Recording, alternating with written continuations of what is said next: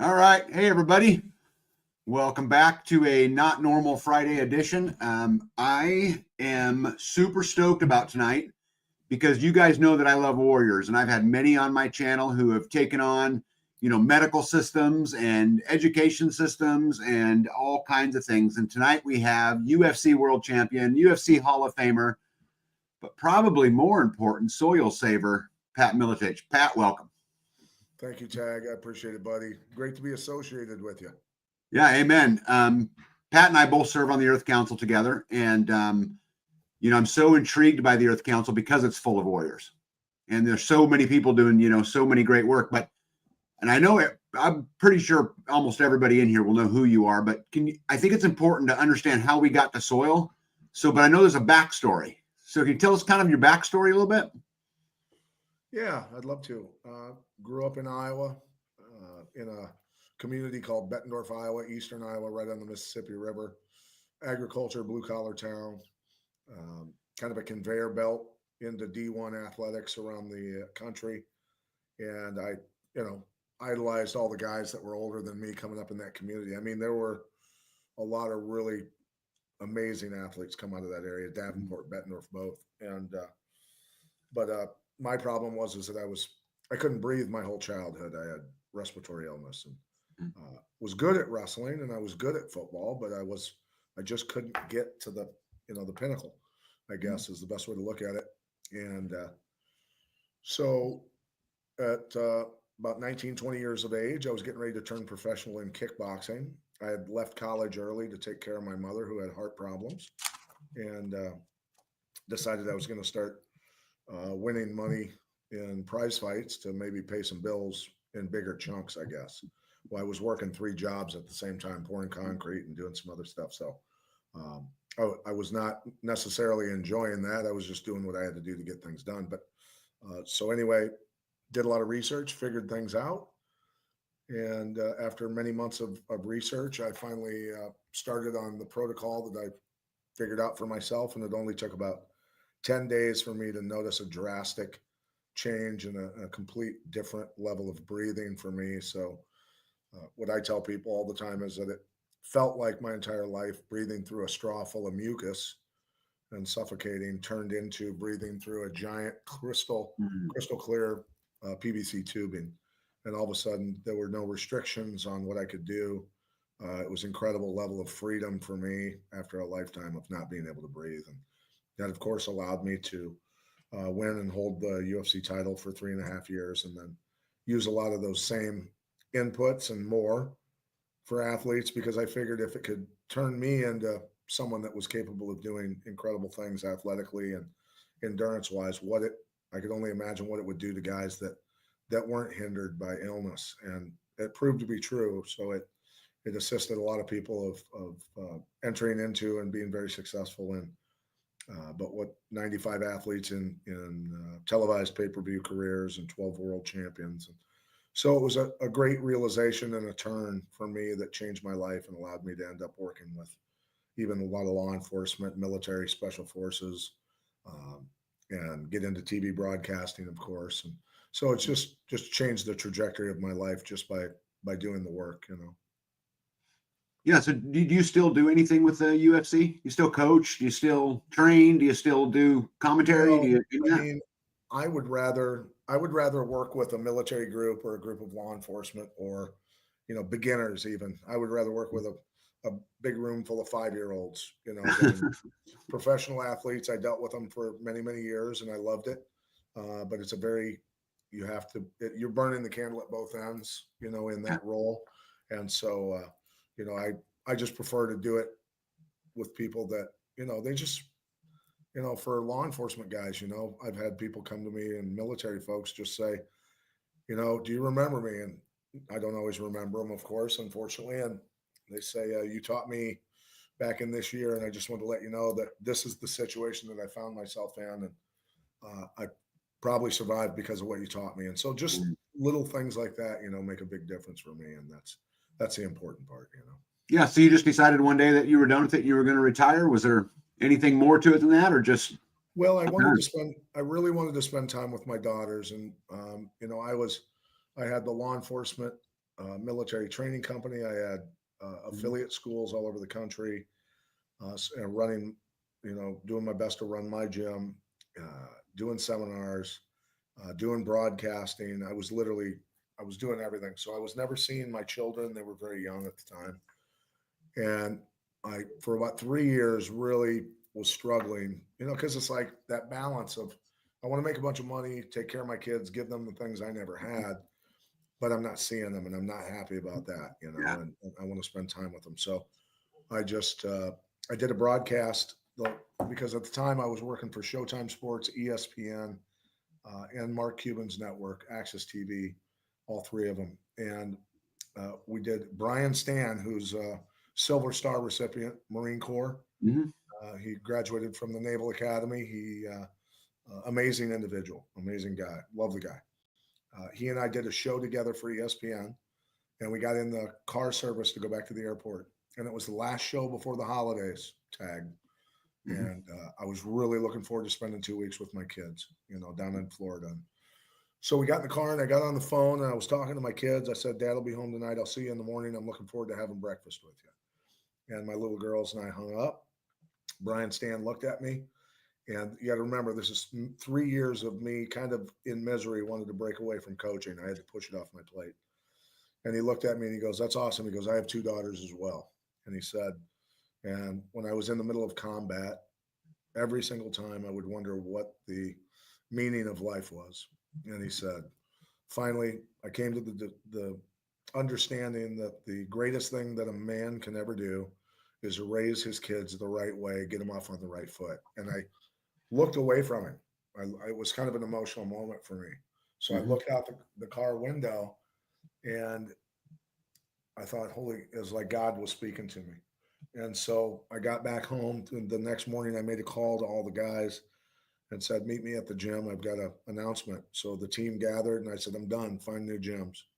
And that's when I retired from coaching. Yeah. So what got you to walk away from broadcasting?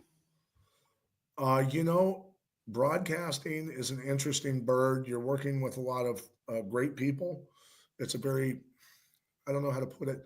Live sports is probably the best television, that you could ever do. It's a blast. Um, but for me, it's an organization like Strikeforce at Showtime. They were partnered with Showtime Sports, and behind the scenes, which I have no control over. I'm enjoying my job. They're paying me great money. Mm-hmm. Showtime paid real money. And next thing you know, the UFC had just bought Strikeforce, and they were going to wind that whole thing down. So we did some more Mm-hmm. broadcasts, and then that job was gone. And then ESPN, they canceled the show. We got great ratings even at 1 o'clock, 2 o'clock in the morning, but they never gave it a chance back then. And then with Access TV, the network was purchased by Anthem out of Canada, Anthem Networks, and so they announced on Monday this Friday night will be our last show. So then after that show, I went back home, licked my wounds for a little bit, and said, "Man, this just keeps happening." So I started a little .com broadcast with some guys. We still do it, but I didn't want to be attached to, I guess, corporations that pay you a lot of money and in the like blink of an eye can just pull the rug out from underneath you. So, and I'd most of the time been self-employed and created my own kind of world and existence and job, and that's kind of what I prefer to do anyway. Yeah, well, you've actually been successful at that for sure, and I want to talk about all of that. But real quick, I want to go back to you talked about the protocol that you discovered that made you breathe better, and allowed you to do those things. Can you talk a little more about what that is? I mean, we have a lot of health conscious people in the audience, and the people that will watch this over the next few days, and I'm sure they'd be interested in that. It was a combination of a lot of really high grade antioxidants. To be Mm-hmm. honest with you, it was Yeah. a combination of a lot of berries and fruits, but they were micronized into powder form, and then some other components that I put together and just started to ingest, and it just worked. It Mm-hmm. was it was actually a pretty magical moment, like I say, in my life, because I noticed all of a sudden, because back in the day I was sparring with guys that were, some of the top boxers in the world Mm-hmm. out of Davenport, Iowa, and I could spar about 3 or 4 rounds with those guys because I couldn't breathe properly.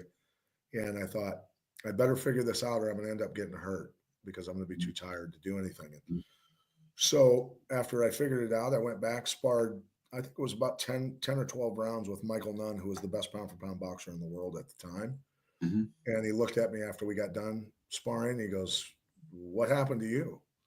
And I said, I think I figured out my breathing issues. And he goes, "Well, keep doing what you're doing," because that was legit. So yeah, it was back in the day, but you got to understand 38 years ago when I figured it out, fruits and berries and things, like you can eat a lot of berries and you can eat a lot of fruit, but it's not the concentrated micronized skin and some seeds, depending on the berry or the fruit, that have all the antioxidant properties. So when you micronize them into powders and you can pound a lot of it, you are able to chelate, because antioxidants, especially in their purest form, the highest levels of the berries that you can find on the planet, excuse me, are able to pull toxins out of the body.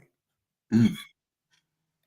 Yeah. So you go from the UFC and you do all of this. How did you end up being the soil savior? I mean, how did you? Because I mean, I think it's really interesting to me that you went from warrior of that to also warrior in the soil. So, you know, I guess the guy never quits fighting, right? Which is awesome. But how'd you make that jump? Just, I had been around. I've got pictures of when I think I'm about 2, with a garden hoe in my hand in my grandma's garden down around Albia, Iowa, down on the farm there, the family farm. And I started gardening, I guess, in middle school, 6th, 7th grade. Turned my mom's backyard into a garden. You know, I was always experimenting, and I was using, at one time I had 4 dogs, so I had plenty of fertilizer.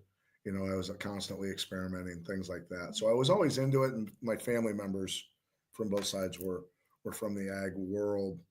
But something that stuck with me all the time was that a lot of my family members, the older people on both sides who were farmers, started getting sick with Parkinson's, cancers. You know, a lot of that started to kick in the 70s during the Green Revolution. And I don't think that they were fully aware of the dangers of working with those chemicals back then. But it was about 10 years into the process, after I had healed myself, that, through my continued research, that I finally realized it's absolutely the soil. The soil is the cause of all illness, because that is the environment. The soil dictates the quality of the water. The water dictates the quality of the air because of the evaporation rates and what is in the air, right? So that's when I went, yeah, we're really in trouble. I recognized, that at that point, 28 years ago, I guess we were already a quarter century into poisoning the entire continent. Yeah, well, there's a lot of poison out there, ain't there? Well, there's over a couple 100,000 chemicals, whether it's industrial uses or personal care or agriculture, the list goes on and on, acids and chemicals. And so, yeah, we're being pounded by, and look, chemists and chemistry have created a much easier life for all of us, right? There's a lot of things that have been invented and created to make life easier for Americans. That's just the way it is in modern life. But the backlash of that is not being responsible with them, whether it's an individual all the way up to a multinational corporation dumping stuff in rivers or spraying things on soil or whatever it is, and just not being responsible, has resulted in the environment being brutally toxified, and it's manifesting and has been manifesting for decades in what we see around us in Americans' health, right? Yeah, I live on a 40-acre farm in northeast Kansas, and there's row crop all around me. Right now, my land isn't, obviously, because we don't do it that way. But one of the reasons I bought this land is because it hadn't been farmed in 50 years, and so for me, I thought that was a pretty good thing. But it's still, in my opinion, poor. Considering. But you recently got to hang out with Billy, or meet Billy Bond a little bit, and I want you to know something. That one of my lives, we were talking on Friday, and I was talking about you coming up. We had a live that was going to come up, and someone had made the suggestion, you got to get him connected with Billy, that's what started that whole thing. And so I Okay. sent Pat a message and said, hey, Pat, you want to talk to Billy? And I sent Billy a message and they chit chatted. So talk a little bit about what's going on in North Carolina. Yeah. So there's been a couple gentlemen that I've spoken to before. I was lucky enough that you hooked me up with Billy. We're talking about the horrendous conditions over there. I mean, the destruction alone is horrific. The physical destruction of the homes, the businesses, the lives, people swept away. I don't know how many people are currently missing, the accurate number. I don't know if anybody knows, but it's a lot of people, and that alone is just it's awful. But what's been left behind in the sediment in the soil and along the creeks and in the water and is, turns out Dr. Will Spencer, having gone out after Billy and I talked and actually taken samples, that the radioactive levels are through the roof. I mean, they're around 600, I think Will was saying. Steve Moore, who's another one of our partners doing testing, he came in with about the same numbers. The acidity levels in the soil are, I mean, Will put it this way: it would be like dipping your finger in battery acid. That's how bad it is, and that's why people's rubber boots are falling apart when they're down there in the muck and everything else. So, not that it can't be fixed, because we know it can, but those poor people are suffering and will continue to suffer until this is fixed. And that's the thing. And the mining, very important for people to understand. The quartz mining. Quartz are always close to radioactive elements, minerals that are in mountains and things like that. So quartz are always close, and so are lithium. Lithium is close, and while those are not themselves radioactive, they're always very close too. So when you're digging those things out of the earth, you're disrupting the natural release of substances into the soil, into the environment that would naturally happen for the microorganisms to break those things down into, bioavailable nutrients anyway.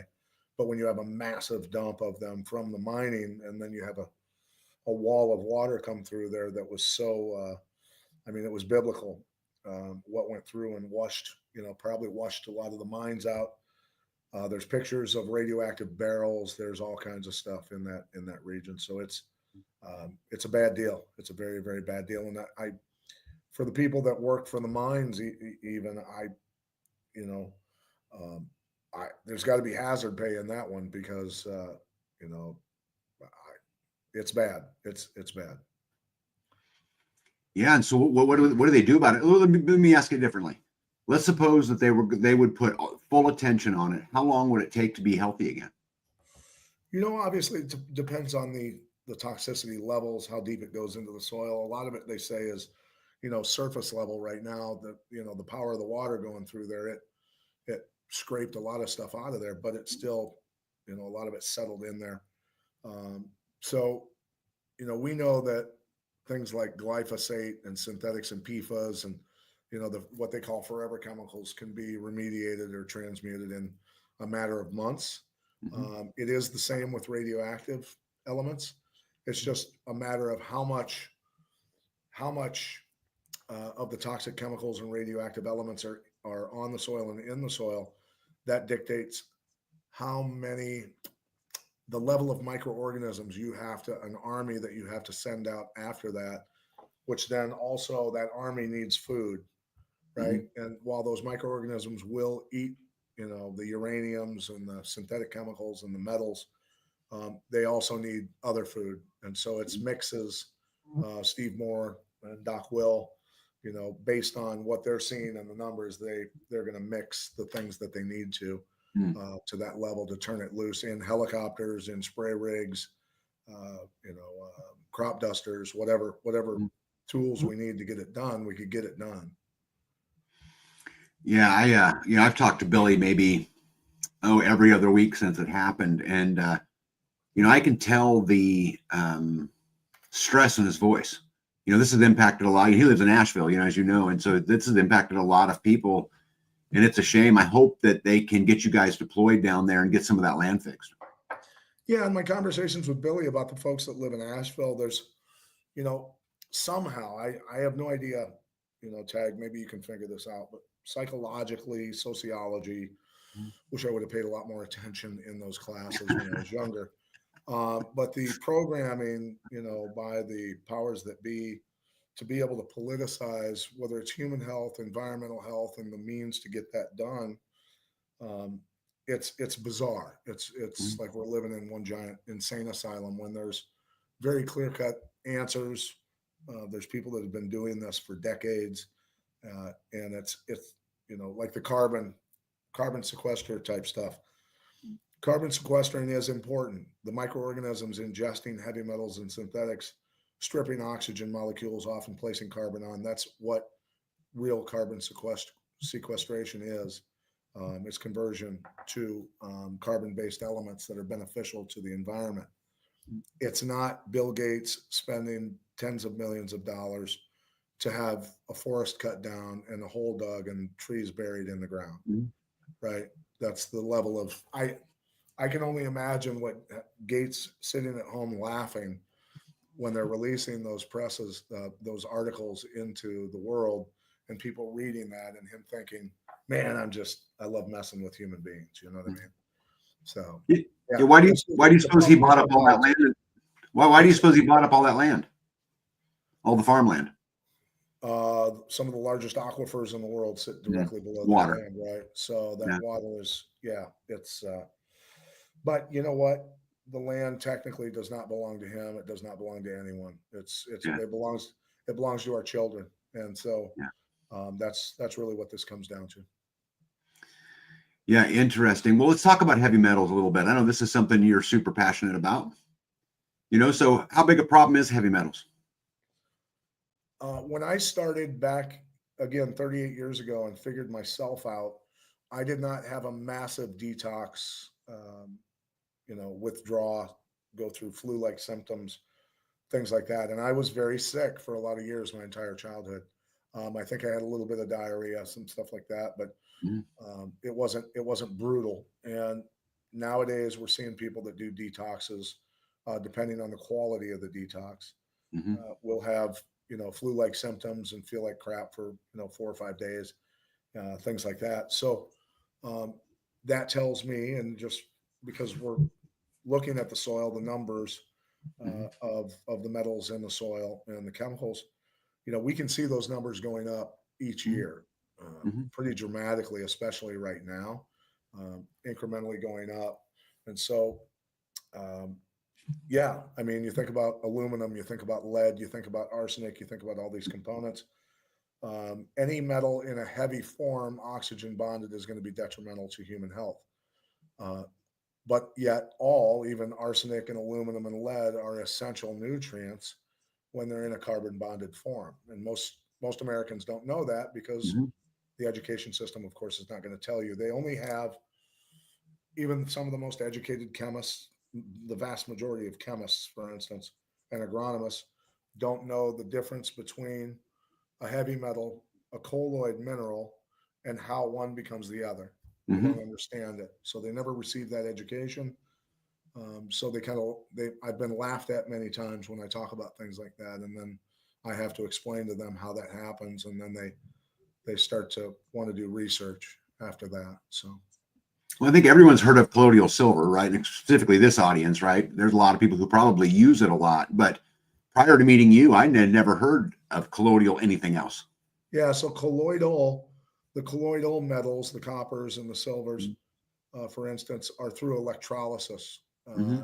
There's a lake in Oregon on top of a mountain that gets struck by lightning every time a storm rolls through there. And everything in it, it's very high in mineral content. So the water is so rich in colloidal minerals that the guy sells the water, and Really?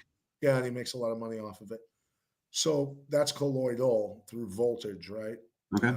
Another way is, folks I know will run a hair thin thread of silver into water that's being charged with 80,000 volts, and it'll fracture the silver into molecules, and they'll stay permanently suspended. So that's another way of doing it, man-made version.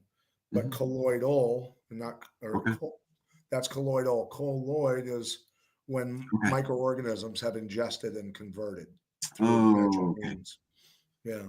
Okay, got it. So I had them. I wasn't even thinking of the right thing. Hey, I've got several people in the audience who want to know your thought on chemtrails. Well, I mean, I've been paying attention to them for a lot of years. It's, atmospheric aerosol injections, right? Weather modification, the heavy metals in that, the nanotech is extremely harmful to the environment, the soil, crops. People can look up all of and I don't tell people, I just tell people to do this. And I did this to Illinois State Senator Neil Anderson, who's a good friend of mine. I called him up one day and I thought, yeah, if there's ever a guy in Illinois that's going to write a bill and sponsor a bill to ban this stuff, it's going to be Neil. So I asked him, I said, Neil, would you consider sponsoring and writing a bill to ban weather modification in the state of Illinois? And he goes, I don't even know what you're talking about. And I said, okay, I want you to Google Weather Modification Corporation. So anybody that's listening, do that first, and then you'll get a list, and you can go look at their website, look at the planes, you used to be able to look at the board of directors, but somehow those got removed on a lot Of of course. them. Yeah. Then after you do that and research the weather modification legislation in Washington, D.C. and your state, and then read through that. Once you've done that, then research what metals are being sprayed, the bariums and aluminums and silvers, and things like that. And then look at the detrimental effects of those components on soil, on plants, animals, and then human beings. And so by the time you get done with your research, if you're not convinced of the alarming situation that we're in, then I don't know what to tell you. But it's, I think anyone with any, one eye and a half a brain is going to come to the conclusion that we're in a little bit of trouble with what's going on. Yeah, we talk about chemtrails fairly regularly on this channel. Okay. Most people in the audience are super, super, super, up to speed on it. And I think there are, correct me if I'm wrong though, Pat, I think there are some states working on legislation to do exactly that, to knock it off, right? Well, the state of Illinois, Neil's going to enter that legislation for the third year in a row. I know Tennessee and a couple other states have actually passed legislation to ban it. Okay. And I mean, you have to ask yourself, and again, the people that, you just told me that they're pretty well versed on this, but it's, we need the sun for vitamin D. We need the sun for photosynthesis, for crops, for plants, for trees, for, everything in nature. So it's everything has the wolf in sheep's clothing, right? Everything.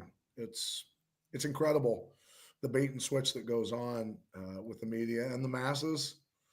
The masses seem to eat it up and just ignore what's going on. I was at the NCAA rowing championships, my daughter's senior year, just this last summer in Ohio, Eastern Ohio, Cincinnati area. And my middle daughter, who's 20 right now, looked up and then looked at me and said, Dad, look at the sky. And it was a checkerboard, of chemtrails. And I just shook my head and looked around at the entire crowd, and there's not a single person looking up and pointing or doing anything. And it was quite an impressive display of chemtrails that day, I'll tell you. So yeah, most people are just not aware. Yeah, my wife was telling me, this was a couple months ago, but she was telling me that skin cancer rate, number of cases of skin cancer have gone up 2,000% since the invention of sunscreen. Yeah, no, 100%. Yeah, and that's years ago. I was yelling about that. Don't you ever put that stuff on my kids. Don't ever put that stuff on my kids. Well, but it's everywhere. I mean, it's in the soles of our shoes. It's in our deodorant. It's in the shampoos we use, right? I mean, it's everywhere. Sure. Yeah, it's all around us. But as we can only do the best we can with what we know. And there are a lot of substances. I mean, it's shrinking because everything's being grown now. You used to be able to just, again, micronize a bunch of really high quality berries. And after you squeeze the juice out of them, and micronize that into a powder and ingest that Mm. and just pull the toxins out of your body. But everything is grown with synthetics now, so it's hard to find even the berries that'll do the job. So yeah, it's Yeah. difficult. Yeah, I got a question here from in the audience. It says, are our compost microorganisms able to remediate chemtrail sediments on a small scale? Could everyone doing that help even in a small amount? They are going to a certain extent, but you got to remember there's the thought of to a certain extent the limited amount of microbes um, that are used in composting uh, when we want to use as many of the extremophiles as we can get that'll Mhm. all work together because it's like building an army. Do you want the Spartan 300 or do you want Right. some Greeks, whatever. So it's yeah, the most hardcore, most aggressive, most durable microbes is what you want. They're going to do it faster because there's Mhm. a ton of them, a lot more of them concentrated. Yes, compost, they will. Whether they'll become overwhelmed by the amount of chemicals and heavy metals, that's where the Yeah. pressure has come from and got rid of them in the first place from the, big ag. Yeah. Well, with everything that's going on, maybe some extreme measures are due. You know. That's and that's yeah. Well, I mean, yeah. Talk about extreme measures. Yeah. So, um, I think it comes down to duplicating ourselves, educating as many people as possible, getting the products out to as many people as possible, uh, into as many spray rigs and crop dusters as possible on as many acres as possible, and just start reversing some of the damage as fast as we can, because Yeah. So, our kids' futures depend on this. yeah. Let's talk about the product a little bit. This is actually the number one reason I wanted to have you on the show. Was well, just to hang out too, because that's kind of cool. But beyond that, talk about the product a little bit, because I think a lot of us, I mean, I'm a prime example of this. I have Kansas farmland surrounded in row crops. So to tell us a little bit about the product and where people can get it and those kinds of things. Yeah, well, for humans or for soil.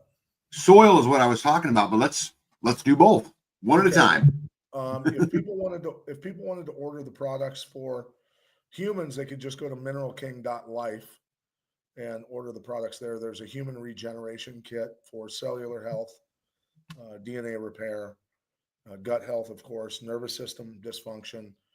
So there's in that human regeneration kit, the one product you only need to be on for a month or two is the methylene blue, because that's going to nuke the nervous system microscopic parasites and the brain parasites, and also assist in mitochondrial function. But the other two, the 100 plus, are non-GMO, non-weaponized microbes, probiotics that everyone that I know that's taken that, who had digestive issues, said this is the most amazing stuff on the planet. And I mean, that's legit, and that's not my creation. That's not my discovery.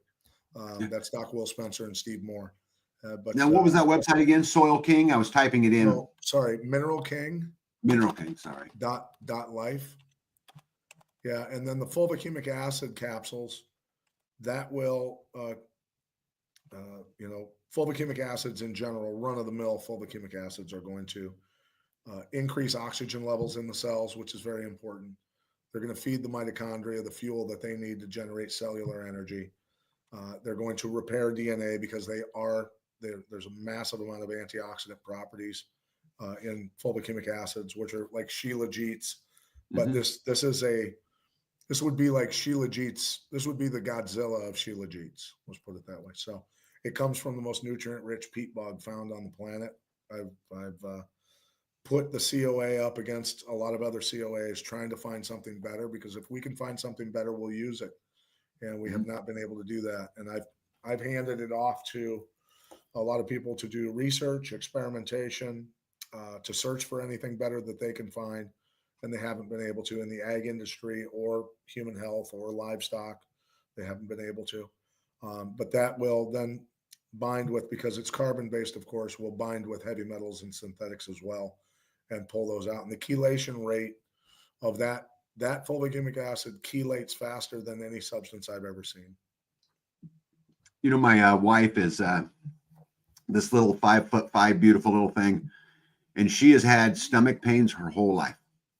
And she has to really be careful what she eats. You know, like if you were to stop at the Casey's and grab a pizza, that would not sit well with her. Right. You know, and so what advice would you give her? I mean, what would you tell her who's had? I would do anything to relieve that uncomfortableness for my wife. Anything. Well, I mean, that's going to be stomach problems. It's going to be, that's where her genetics have decided to have inflammation manifest in her body, depending on the toxins in the environment that are getting into her, right? So for me, it was my respiratory system. For other people, it could be arthritis. For other people, it could be brain issues.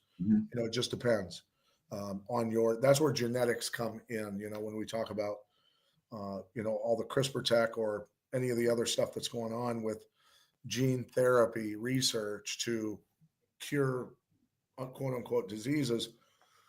Well, that's altering DNA in an unnatural way, where our whole goal is to repair DNA and bring it back to its original state. So therefore your immune function is at the highest level possible, thereby through high dense nutrients and the removal of toxins, you're allowed to operate at the highest level that you are humanly capable of. And like I say, that's where my observation of in the early days, look, the only thing I cared about tag was that when I fixed my own respiratory system and my body, that I could run as fast as I wanted for as long as I wanted. I could dunk basketballs at 5'10". I could bench press 400 pounds. I could win a world title. I could do anything physically that I wanted to do. And I could get up the next morning and do it all over again for years and years and years. That's what I want for other human beings, but they have to understand that what I experienced, all that was being able to win a world title and do incredible athletic things was all immune function. It's the exact same thing as somebody not getting sick constantly or getting rid of what they call a disease, right? That's all it is. So there is no such thing as disease in my world. It does not exist. It's always the environment that dictates genetic expression. It's always the environment that dictates genetic expression. That's Always. That's a wonderful saying right there. That's a Steve Moore quote, and Steve Moore Okay.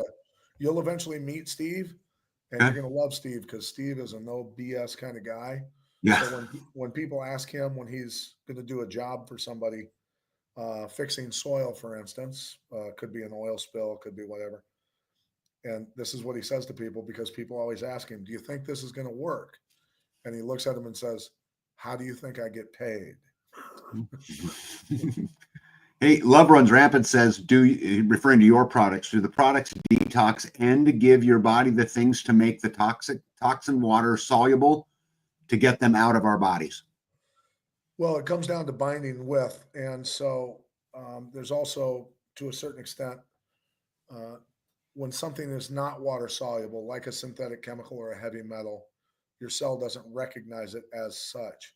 But when a carbon binds with it, then your cell recognizes the carbon as water soluble and will release it. Thereby, that's how chelation is assisted and sped up. So that's kind of the best way to explain it. Yeah, excellent. See here. Thoughts on alpha gal? I was recently diagnosed and stopped all mammal meat, and all the pain is gone, even the grass-fed clean meat from folks we know. That's going to be probably some DNA damage that's happened. I don't know what. There's a lot of stuff going on these days through environmental toxins, and even like the last weekend, I was at an MMA event and got shed on. I had Will because my respiratory system got kicked up and messed with pretty severely, and Will did another scan on me, and the shedding numbers. The shedding numbers for me, I think, were 100 around 130 something, which is very extremely high. So I'm back on another protocol to make sure that I get all of that out of me, all of it. So, but I would say the alpha gal. I'm not familiar with that term. Is that a product? Is that what is that? Yeah, I'm not sure. Is that a condition where I know that people now, because of COVID, have become almost allergic to red meat, which, was Mhm. by design, of course, to a certain extent. But, through DNA repair and things like that, you can reverse that. Yeah, I've heard you talking in other interviews that you've done and things like that about how that all disease is fixable, right? That it's the God made what we needed, or Well, and your that's the thing creator, is, whoever. so that's the thing is for me, again, there is no such thing as disease. Hmm. That's not that's not in my world. It's not in Doc Will's world. Yeah. The people that have looked at this stuff for decades and decades and decades realize that it is the environment that's causing the problems. So disease does not come from within us from defective DNA or just we weren't created perfectly. It comes from, now people say, but wait a minute, I was born with a genetic defect or whatever.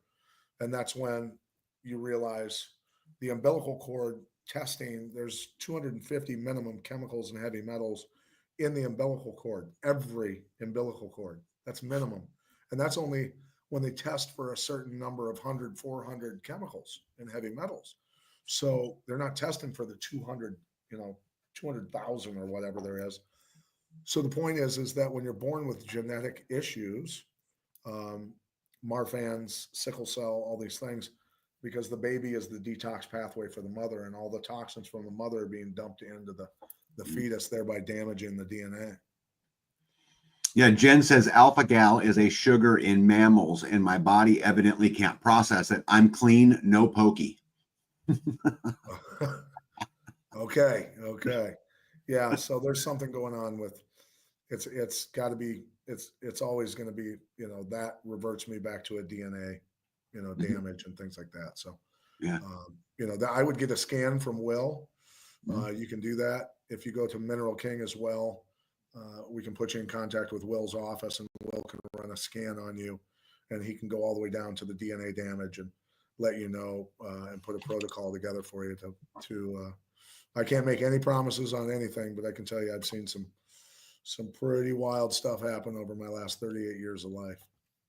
Here, I'm going to put the info email from you guys. I think I got that right. Yeah. Okay. There you go. There you guys go. There's the email address if people have questions or. Yeah, and you can throw mine up there as organic super soldier at gmail. If people want to email me, I'd be glad to help them out. At Gmail, Yes. organic super soldier at gmail.com. Okay. I'll put this one up here too. Is that right? Organic Yes, sir. super soldier. Yeah. All right. All right. Excellent. So let's talk about the other side, which is the dirt, Yeah. right? Okay. So let's talk about that product. Yeah. So, I mean, there's many ways to look at that. We have 0 to 5 acre boxes, 5 to 10, 10 to 20, and 20 to 40 acre boxes. That's more, obviously for the people that have gardens, the people that have orchards, Mm-hmm. smaller properties, things like that. That is a foliar spray. That's a combination of nutrients and a lot of different microorganisms. In a package, there's 7 different components that you mix depending on the rainfall, for instance, what kind of condition the soil's in. 25 up to 50 gallons of water per acre type situation. So it varies, but there's also dry spreads. We don't currently carry dry spreads in a smaller, amount.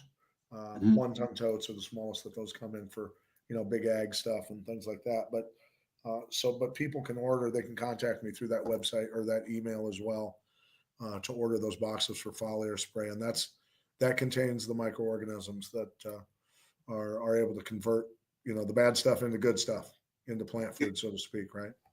Yeah. Is there a time of year that you're supposed to put it on, or can you put it on at any time? I mean, they're not going to be active in the middle of the winter, of course.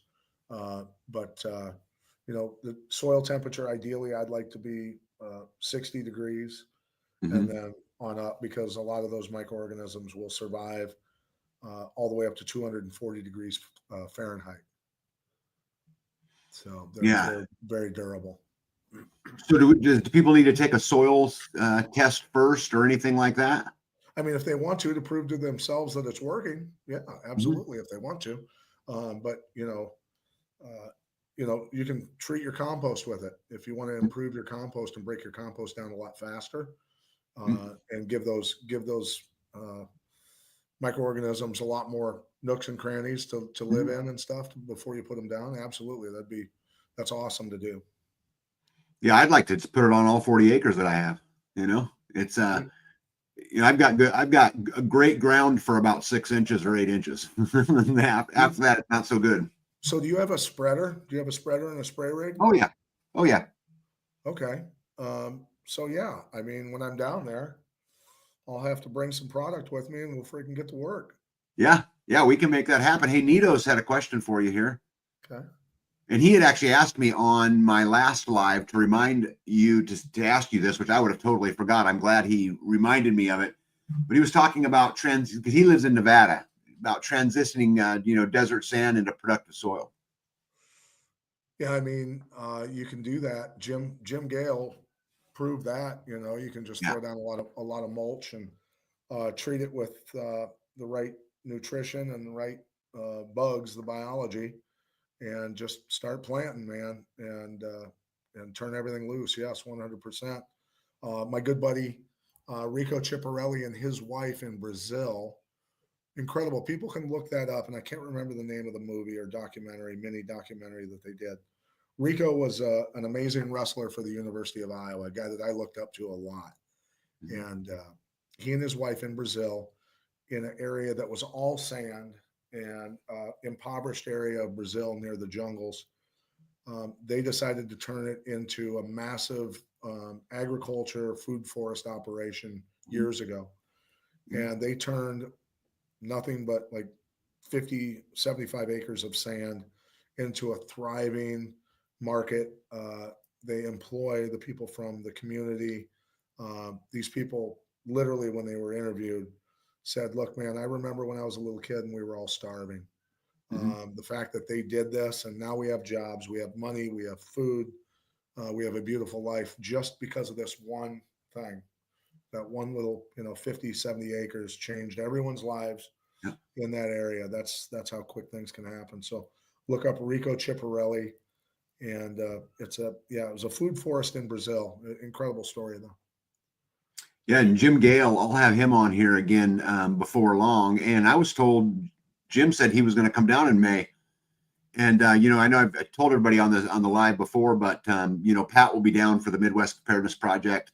Spend some time here on the farm, probably with Joe Salatin and hanging out with me. But Jim said he might come as well, and so that'll be a lot of fun. And for those of you guys who have those kind of questions about food forest, soil, and then obviously Salatin's a big, he's got a big scope. But they'll all be down here in May, and so I would encourage everybody to make sure they make it down. Yeah, it's beautiful. I mean, never did I dream in my wildest dreams, Tag, when I was fighting, coaching, broadcasting, that I would end up using all of those years of research Yeah, to hang out with guys like you and Joel Salatin and Jim Gale yeah, and stuff. I don't think it could have gone any better. My life could not have gone any better with that. yeah. I was going to ask you about that. I don't know. When you come down in May, will this be the first prepper convention you've spoke at and got involved in, or is this normal thing for you? I mean, I run with a lot of the folks that are, um, I guess, that mindset, and being around a Yeah, lot of military over the years and a lot of the veteran community and stuff. yeah. It seems like that's the mindset of the folks that I Mm-hmm. generally will be around anyway. But I think the first like real prepper type situation. And it's funny because my podcast for many years, for almost a decade that I did for years with Jeff Wilson, I mean, we were covering geopolitical and domestic policy, the realities of what was going on every time, what was coming. This is what's going to happen. And it would happen. And everybody still call us crazy, And so now going into COVID, when about 18 months outside of COVID starting, I said asymmetrical warfare is going to start in the spring of 2020. Yep. So that's when I really started dialing in on the timeline. I knew it was coming. I just didn't know when. And people were, you could just see them floating away from me, just like Mm-hmm. this guy's crazy. Uh, that's okay. It worked out. It worked out okay, but nonetheless, it's excuse me. We were talking asymmetrical warfare for a long time, and so asymmetrical warfare is something that I've researched and practiced, and uh, we ultimately do have answers for all the stuff that's going on, all the modern threats that mankind faces. We do have answers to, right?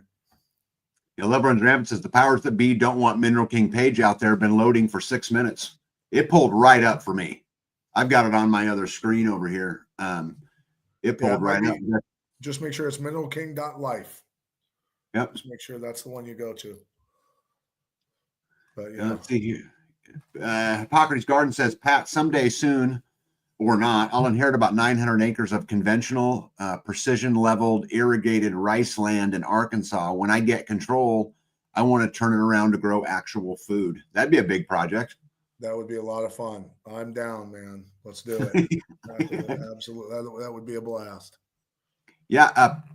And a lot of people don't know this, but Pat and I on the Earth Council are beginning to work on a lot of things. And one of the projects I think we've got coming up is to take some toxic land and, kick its ass. I'll let you describe it a lot better than I can describe it, Pat. But yeah, so those types of lands, just at that level and that name that they give it, which is not the worst, but there's over 450,000 sites nationwide, over 15 million acres of that land that we can remediate and fix and turn into, and not all of it, of course, because some of it could be a 1 acre gas station right. where the tanks leaked and nobody wanted to spend the money and fix it.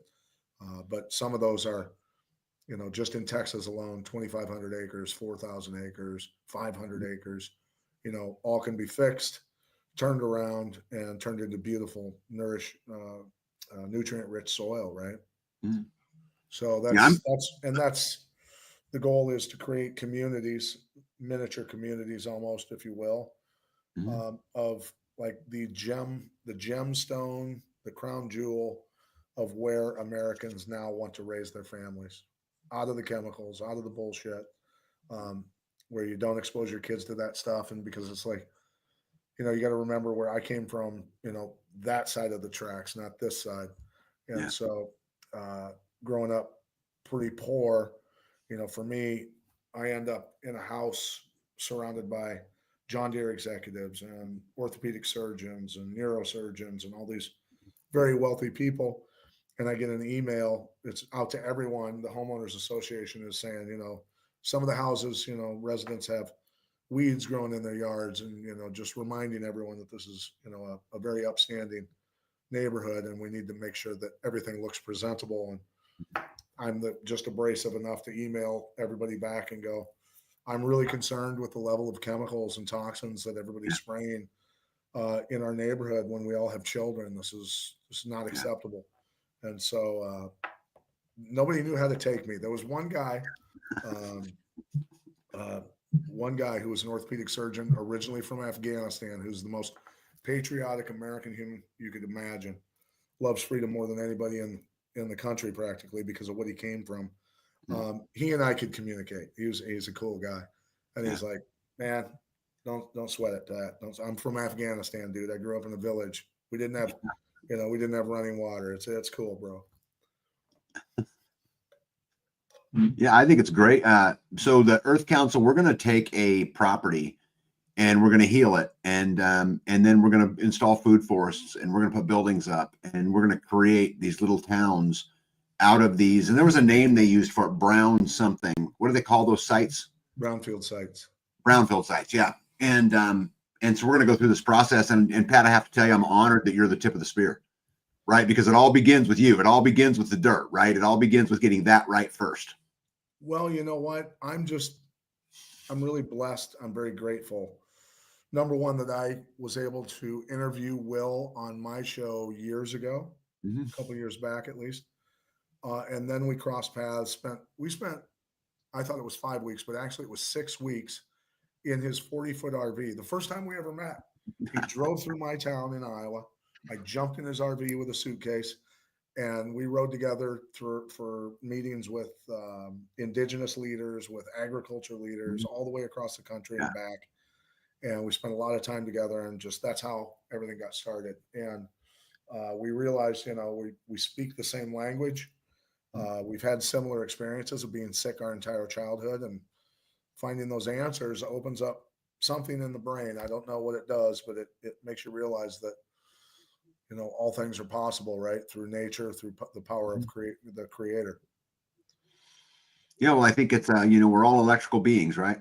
Yes. I mean, we're charged, and I think when that, I think you refer to it as the life force, if I remember right. Is that right? Yeah, and everything everything does have a frequency, right? Bad and good.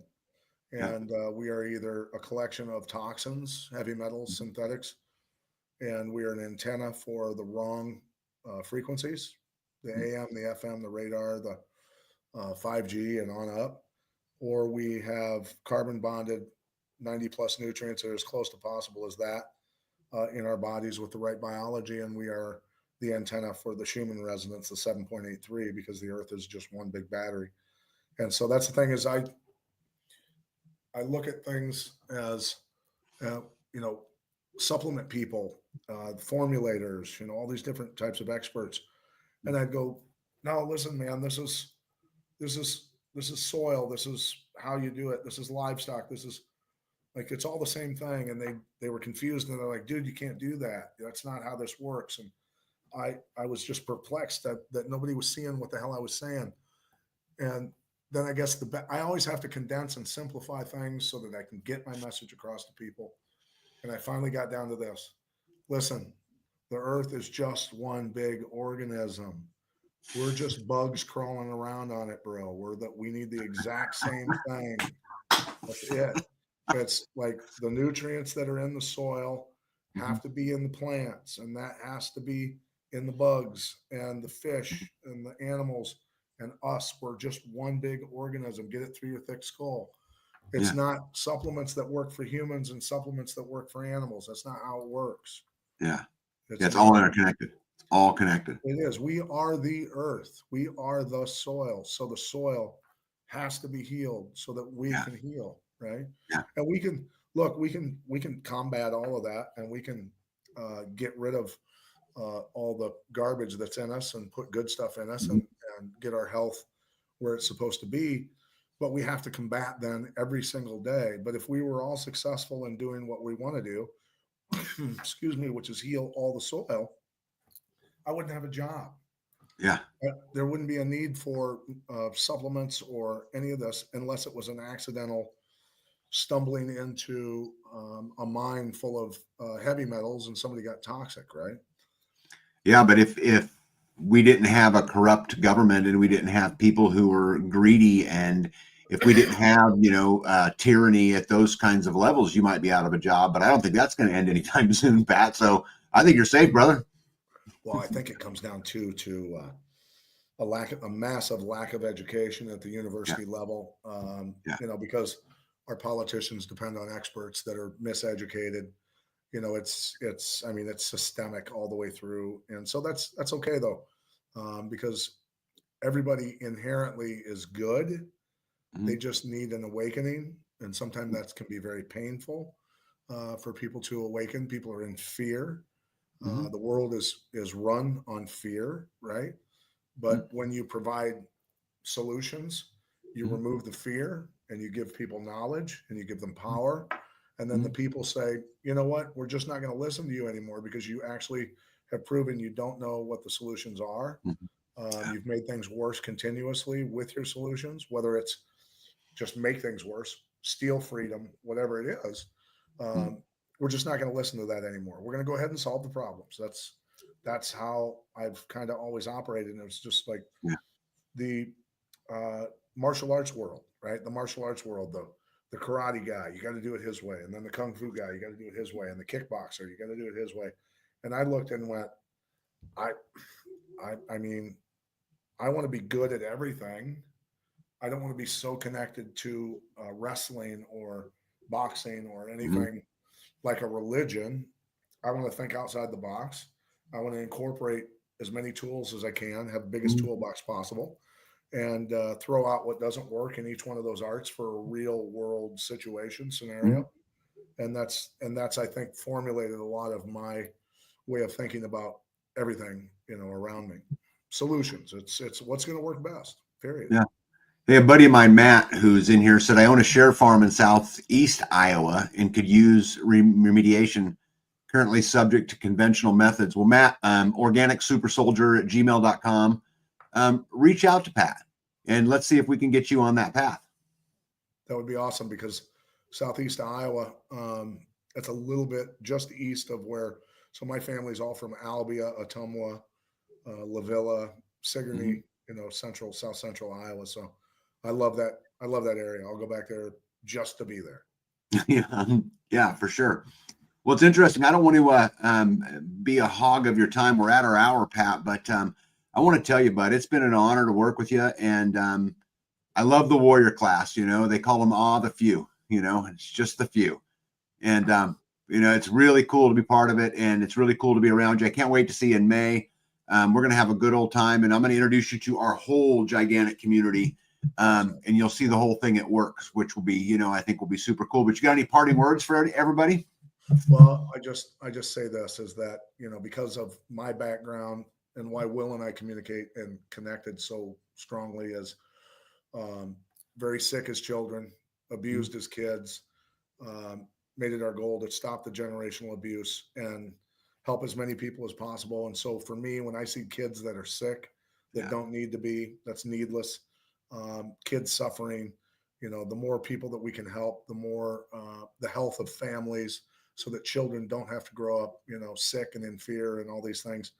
We just want to change things. We just want to change things. And it's all about our kids, and for all those people out there in this community that you're broadcasting to understands this, is when you look at people and you're having those tough conversations about what's going on in the world, it comes down to this.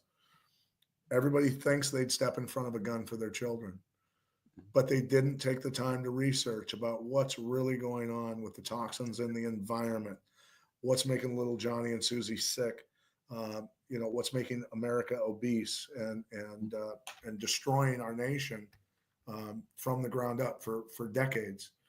We can reverse all of this stuff, and this is about our kids. It's not about us anymore, man. It's about our kids.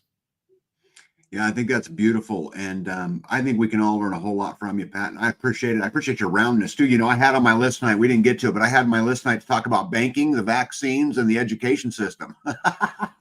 Well, I'll just say real quick on that is that the education system, programmed everybody.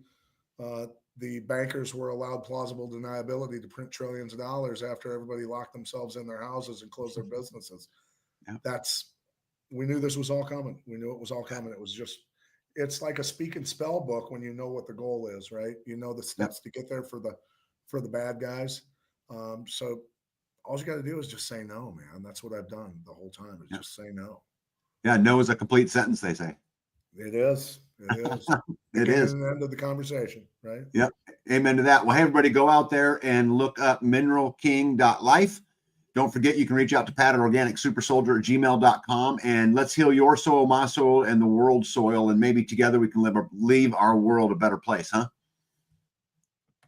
All right, guys, we'll see you guys later, and Pat, I'll see you soon. Thanks, brother.